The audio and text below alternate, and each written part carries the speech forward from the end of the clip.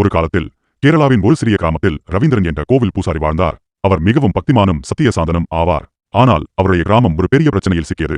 ஒரு கடுமையான வெள்ளம். அந்த வெள்ளம் கிராமத்தை முழுவதுமாக அழிக்கப் போவது போலவே தோன்றியது. மழை தொடர்ச்சியாக பொழிந்து கொண்டே இருந்தது. நதிகள் பாய்ந்து மக்களின் வீடுகள், நிலங்கள் அனைத்தும் வெள்ளத்தில் மூழ்கின. கிராம மக்கள் பயந்து தவித்தார்கள். அவர்கள் அருகிலிருந்த கோவிலுக்கு ஓடி வந்து ஐயப்பனிடம் அருளை பிரார்த்தித்தனர். கோவில் பூசாரி ரவீந்திரன் தனது வாழ்நாள் முழுவதும் பக்தி மிக்கவர் என்பதால் அவரிடம் நம்பிக்கையுடன் மக்கள் முன்வந்தனர். சுவாமி ஐயப்பன் எங்களை காப்பாற்றுவார் என்று அவர் கூறினார். ஆனால் வெள்ளம் தொடர்ந்து மேலெழுந்து கொண்டிருந்தது. மக்களின் நம்பிக்கையும் சற்றே குலைந்தது. ரவீந்திரன் தனியாக கோவிலுக்குள் சென்று ஐயப்பனிடம் மிகுந்த மனவுருக்கத்துடன் பிரார்த்தனை செய்தார். சுவாமி, எங்களை காப்பாற்றுங்கள். உங்கள் கிராம மக்கள் தாங்களை மட்டுமே நம்புகின்றனர் என்று கண்ணீருடன் வேண்டினார். திடீரென ஒரு பிரகாசமான ஒளி கோவிலின் உள்ளே தோன்றியது. அப்போது ஒரு பாவனையான குரல் ரவீந்திரனிடம் கேட்டது. மக்கள் அஞ்ச வேண்டாம். நான் உங்களை காப்பாற்றுவேன். வெள்ளத்தை நிறுத்துவதற்கு என்னை முழுமதுடன் அழைக்கவும். பூசாரி மக்களை திரும்பக்கூடியபடி ஐயப்பனின் திருப்புகளை பாடுவதற்கு உற்சாகமாக